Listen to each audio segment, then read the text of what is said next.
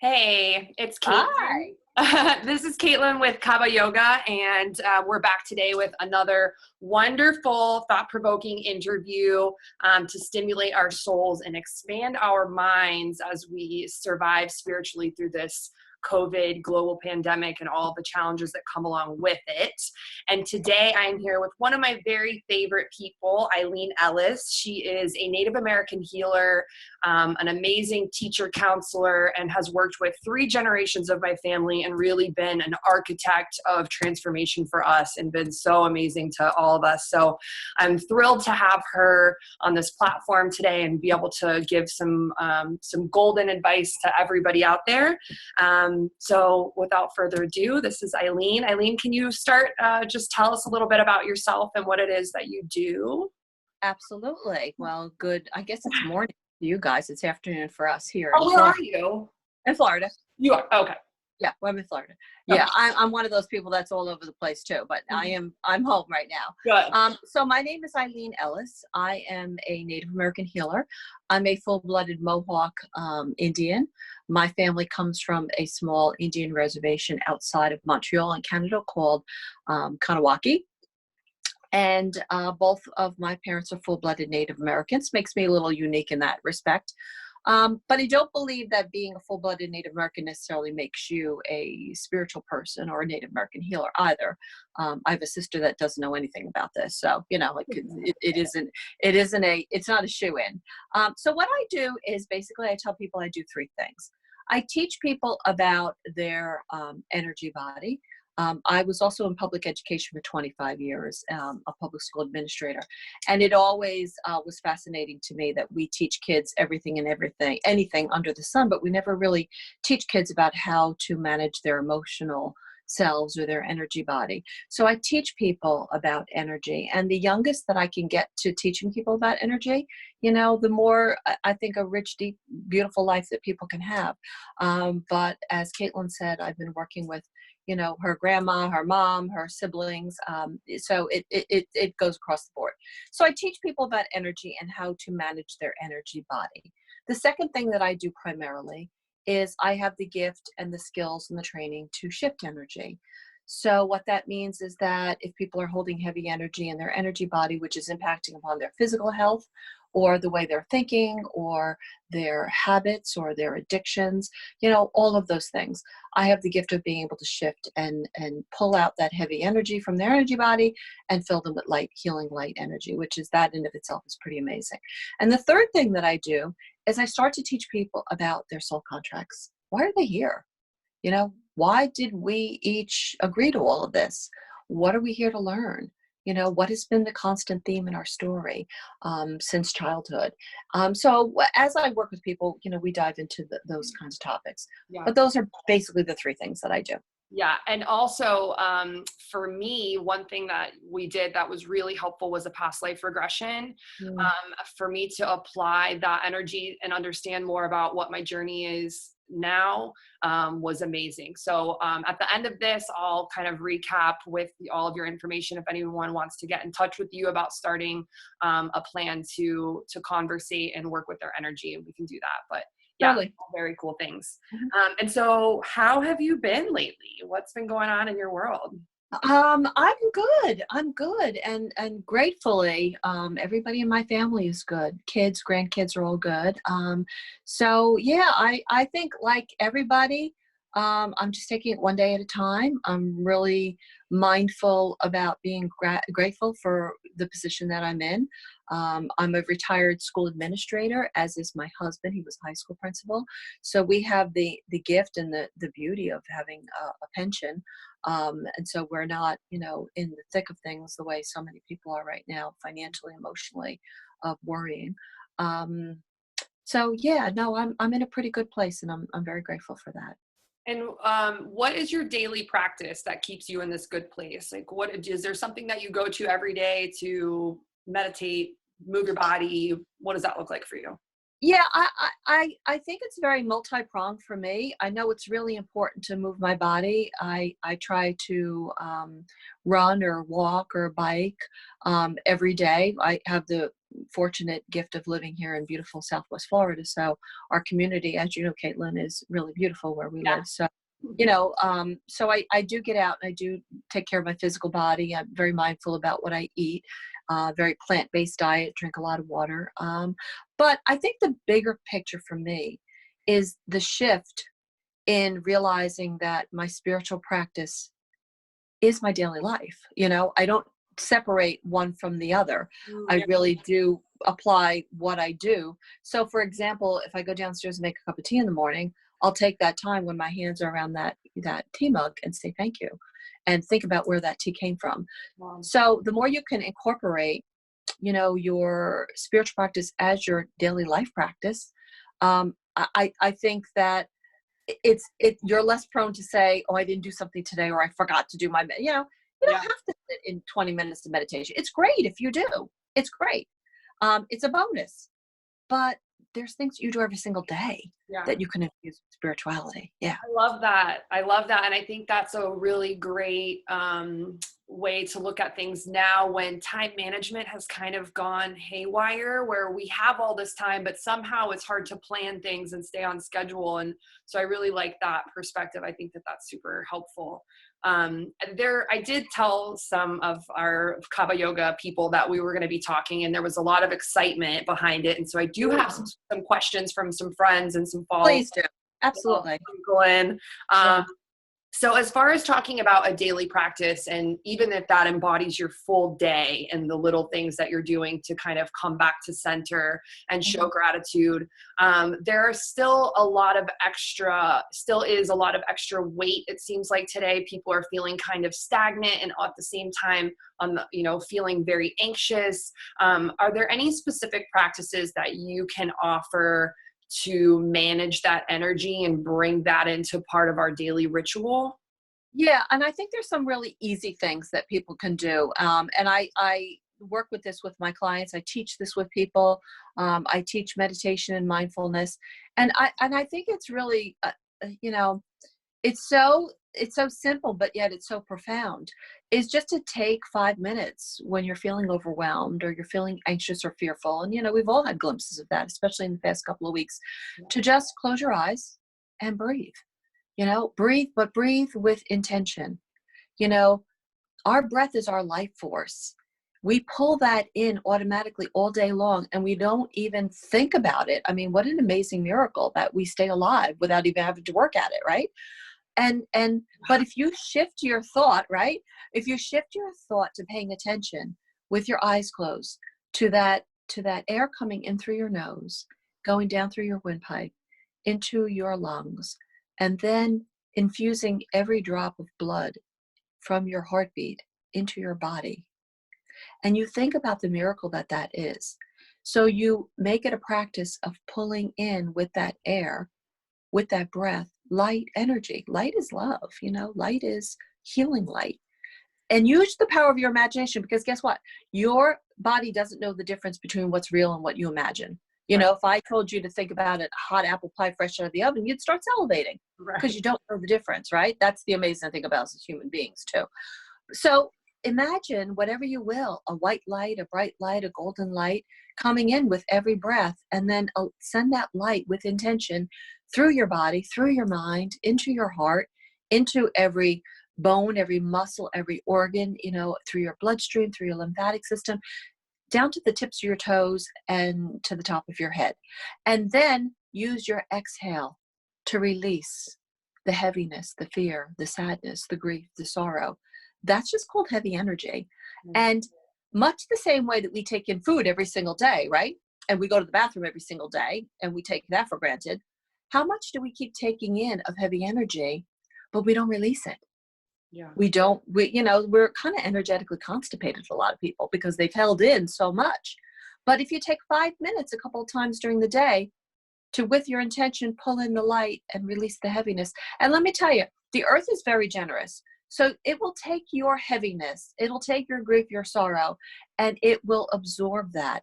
And much like we create a compost pile in our backyard where we put eggshells and coffee grounds in there, and it looks like a hot mess, but then all of a sudden it turns into rich, deep soil, right? Yeah. You know, the farmers, the Native Americans, we've been doing that for thousands of years. Right. The same thing energetically. You give your waste products, you give your heaviness to the earth. And I will guarantee you that as you walk out on the earth, that what you will get back from that is clean, light, healing, loving energy from the earth. So the irony is that the more you're willing to give up, the more you get back. Now, it doesn't get any more simple than that, Sure. but everybody can do that every day. Yeah. I see that. It's almost like there's this automatic giving from Mother Earth to us, but when we don't have space to take any more, then we're just kind of blocked off from it too, right? So when we're able to continue to release, we can continue to be healed and take in that beautiful earth energy. Yeah, I think that's one way of looking at it. You know, the flow, sometimes our flow gets blocked because we get overwhelmed. But I also think that we have to think about, I love this acronym right now. I saw it on one of the local newses, so I can't take credit for it. But WIN, W-I-N, what's important now? What's important now? Never more has that been so significant as it is. So if what's important now, when you close your eyes, is to pull in that light energy and to revitalize your body, mind, and spirit a couple of times a day, if that's important, then all the other stuff that you've got that's distractions or that's, you know, on the surface, you know, put that on the back burner, because what's important now for these 5 minutes is to nourish yourself. Because the more you nourish yourself and create your inner light to be brighter, the more it helps everybody. Yeah, cool. Thank you. So talking about earth energy, one thing that's so beautiful to me about the Native American culture is their connection with earth energy and honoring the earth and the stars, all of these elements. It's just so rich and deeply spiritual. And I love that. And having that kind of upbringing and that state of mind to look at things that way, have you been able to resonate with this current situation as a response from Mother Earth, as kind of a yearning to have its own release or reset in any way, as far as, you know, reducing and that sort of thing? Can you shed any light on that? Yeah, I think that's a great question. And I think that's coming up in a lot of pathways right now, whether it's Native American or if it's Hindu or the Jewish traditions or the Christian, like that's coming up everywhere. But I also know that we humans tend to anthropomorphize things. We tend to put human characteristics on our God, who we call God, or on the earth, who we call Mother Earth.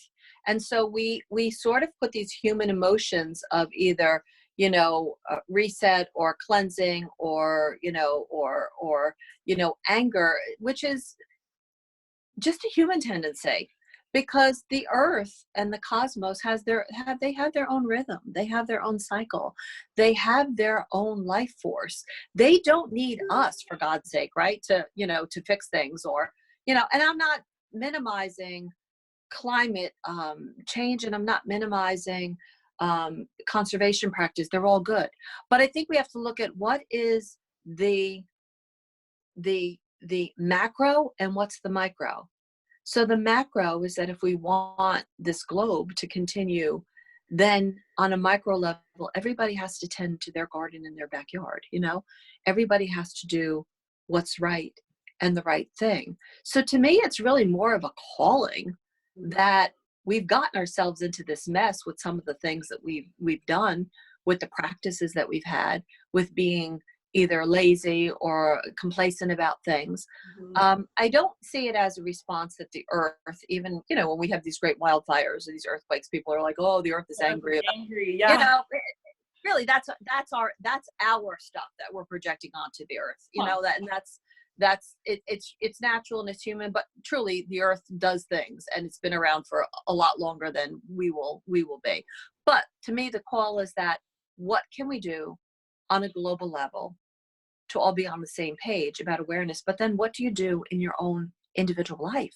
Yeah. You have to answer to what you do in your own individual life. I think, imagine if everybody just took care of what was going on in their own front and backyards, in their own homes. Yeah. Imagine what the world would be like.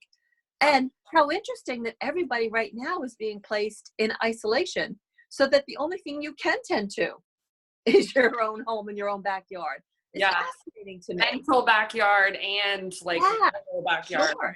Right? Metaphorically and physically. That's right. Huh. Yeah. So it's almost like maybe humankind as a collective intuition, we know that if we continue on this way, we won't be able to support our own existence. So maybe it's not the earth that's responding, but it's the future of humanity. Good job. Yeah, that's right. That's right. Good job. Yeah. Well, so, and that's the macro level. That's the big thing. How do we are all one, and how do we support each other? How do we continue to make sure that there's an abundance of food and clean water, and so that the babies and the children, grow up in a safe place. But the micro is, what do I do about that in my own life right now? Yeah. So there are some people still that want to establish or maintain a deeper connection with earth energy right now.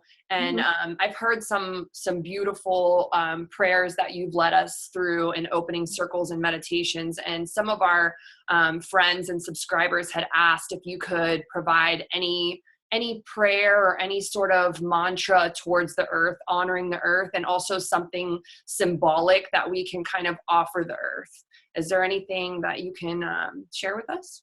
Yeah, I think that, the sacred space prayer that I use quite often with opening sacred space before we meditate or pray or do healing work, I think that is something that is a really beautiful practice that I will share that with you.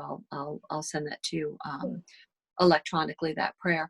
It is an opening of the four directions. It is an honoring of the winds of the south and the west and the north and the east, and the energies and the power animals that correspond to those directions, and also an invitation to the earth energy and to the energy of the heavens.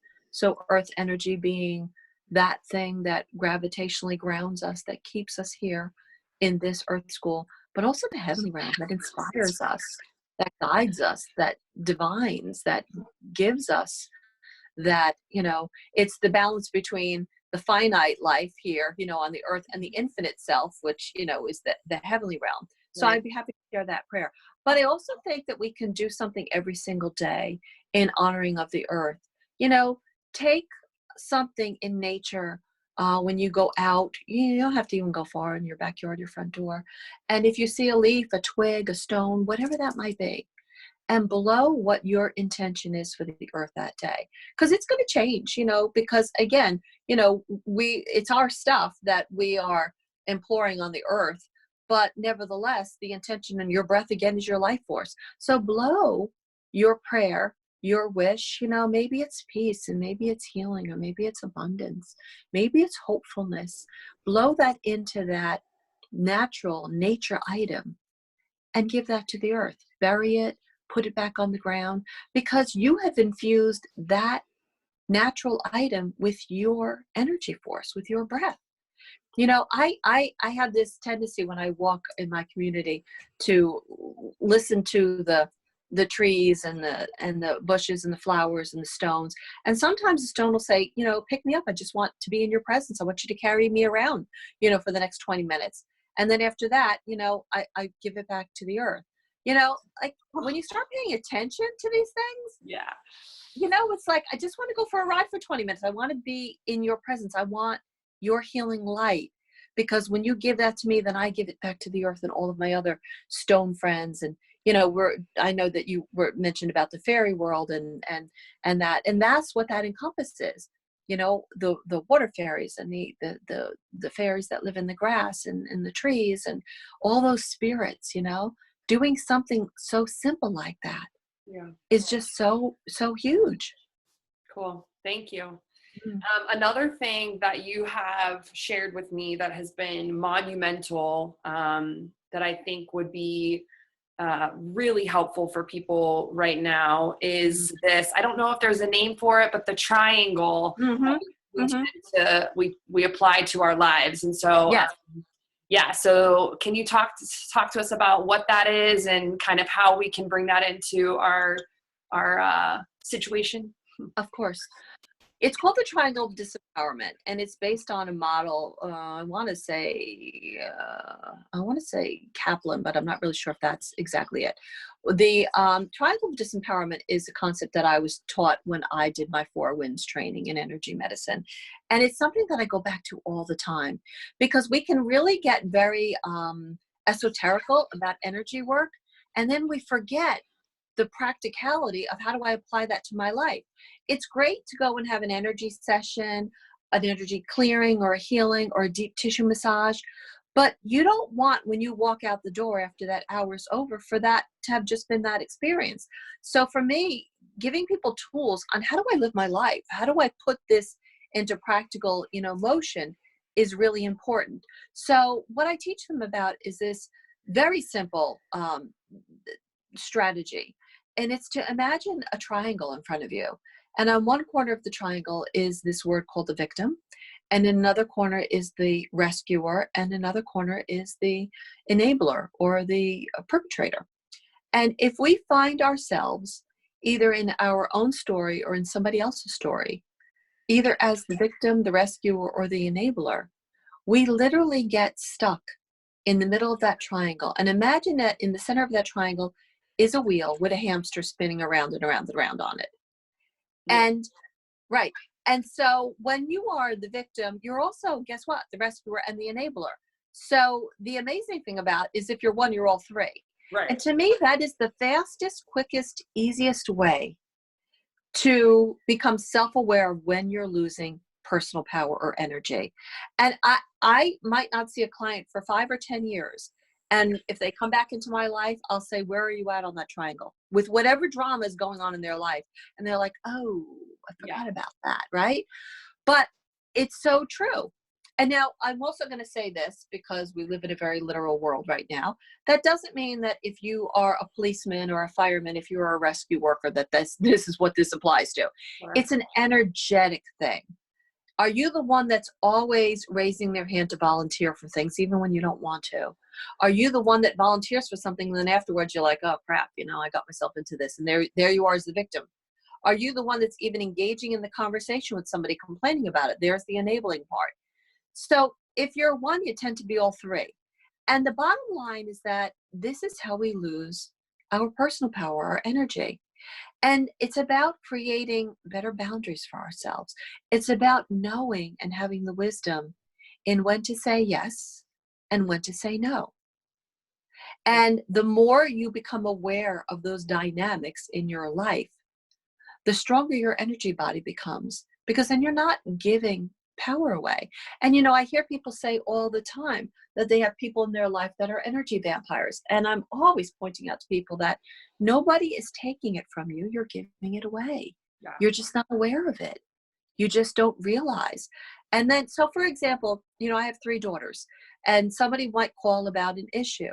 And the old me years ago would say to them, what do we need to do? What do Dad and I need to do? Who do I need to write a check to? Who do I need to call? How do we need to fix this, right? Yeah. That is really rescuer mode to its nth degree. But now that I understand these energetic concepts, what I will do is I'll say, how do you think you got yourself into this? What do you think led up to this? And how do you think I can help you to help yourself to find some resolution to this? There's a whole different energy there. I'm not rescuing them anymore. And listen, if I'm rescuing my kids, I'm holding them on their own triangle as a victim, saying, you can't do this. Yeah. And how disempowering is that? Yeah, it's for me, and for me at least, it's a constant investigation into your own reactivity and where what corner you back yourself into these corners, and you see these reactive emotions coming up, and you're like, if you can bring this back to the surface, this triangle of disempowerment, then you can start to kind of unravel and find the source. And so there's just so like infinite personal growth through this tool of this triangle. And so And it doesn't matter, right, where you are on the path. If you're a newbie or if you're somebody that's been doing this for 40 years, you're a human being. Yes. So guess what? You're going to bite on the hook. And I say this to people all the time. Be aware of it. So when somebody asks you a question, imagine that the universe, God, Great Spirit, whatever you want to call it, is putting a great big giant fish hook in front of you and saying, listen, if you bite on this hook, you might find yourself getting reeled in and on a triangle. And is that where you want to be? Yeah. And listen, it's a lot easier to take the high road. You know, you can either be right or you can do the right thing for yourself. And I tell my kids all the time, take the high road. There is no traffic up there. Take the high road. Yeah. Because it doesn't matter. You don't need to be right, you know, and especially at this point in time in the history of the world right now, let's stop needing to be right. Look, people kill each other over whose God is the right God. Yeah. Let's do the right thing. Let's start doing the right thing. And that requires you to let those hooks pass by. Somebody asks you something, you know what? That's not something that I'm looking to give my energy away on. I'm not going to get involved in a battle in a song that doesn't end. It doesn't matter. Yeah. And I don't mean that it doesn't matter the big things that are going on in the world, but for my energy, there's something that I'm not going to give away or lose energy on. Yeah. Does that make sense? Yes, Yeah. absolutely. So we don't have too much time left. We're going to keep these short, and maybe we'll talk again. I'm really enjoying this, and I hope that it helps a lot of people. And I did have some more questions, but I'm going to hold those for now. But I do want to give you these kind of questions that I want to end all these talks with, and see what is the best advice that you've ever been given, and what's the best advice that you can give. Oh, gosh. I think the best advice that I've ever been given, and it really wasn't through any formalized teaching, but it was really more through my grandparents, my Native American grandparents, was to be connected to the earth, you know. My grandparents, granted that generation, were very earth people. I used to spend my summers up on the Indian reservation with my grandmother and my grandfather. And, you know, and it was just always very earth-based practice, you know, what they did. They grew food, you know, they planted flowers, you know, they didn't have any formal practices, but I think that is what really, really solidified. And now that I look at stepping into this role of being a Native American healer and a shaman, you know, it is a nature-based practice. It is. So I think that's been a really good piece of grounding, inspirational advice, you know, that I got along the way. And I would pay that forward with people to say that if you are looking to heal something in your life, use the earth, use the natural earth, nature, you know. It's about going outside. It's about going outside, sitting under a tree and saying, may I share this space? And may I enter into your field of energy? Yeah. And sit there and be in the energy of a tree. And imagine that your roots can go really deep into the ground where everything's connected to everything and your branches can reach really high up. You know, like, to me, nature, the natural world holds everything. You know, pharmaceuticals, how did they know what worked? The Native Americans spoke to the plants and the plants told them what would work. That's the basis for our pharmaceuticals, but we've forgotten who we are. And we've forgotten how powerful we are. But we have to be quiet in order to access that. We have to quiet the monkey mind, right? The noise in our head. So find a way to quiet your monkey mind. Read, walk, bike, cook, garden, whatever. Don't go with horses. Hang out with horses, right? Hang out with dogs, right? Yeah. Okay. And is there anything else that you want to share from, you know, just anything that you're being called to speak on before we wrap up? I think that if you can't do something on your own, don't stay in a place of being frustrated or angry or resentful. You know, find somebody that can help you to get out of your own way. And so what I've been doing is I've reduced all of my fees for the phone work that I do with people, for the remote work, for the FaceTime work that I do. You know, I think it's really, really important right now that teachers show up and they are there to guide, to help each person heal and do their healing work. Because what you do helps not only you, but your family and your ancestors and your children's children. You know, like, think about how far back and how far forward, because outside of ordinary time, everything's happening at the same time. So, to me, I think that being accessible to people, being available, reducing rates for whatever people can afford. And if they can't afford anything and they need help, you give me a call anyway. Look, this is not about the money right now. This is really about, people stepping into their own power, reigniting their own light. And, it's a dark world right now. So we really need light working people to be out there. So I invite people, if they need help, if they need a conversation, if they need some healing work, reach out. That's what we're here. I feel like all of us that do this work have been waiting our whole lives, have been preparing for this to help people, to be a lighthouse. Yeah. Thank you. That's You're beautiful. welcome. This has been such a blessing to talk to you just for me personally. And I know that this will expand exponentially to bless and inspire many people. So I'm super, super grateful. And perhaps we'll talk on this forum again. I will absolutely be talking to you myself in the future. And yeah, thank you so much. I would be honored. I love your family. So give them my best. All right, Eileen, thank you so much. And I'll share all of Eileen's contact information and some other stuff we discussed on the post when I put this on our social media. So You got it. All right, thank you so much. I'll talk to you soon. Bye now.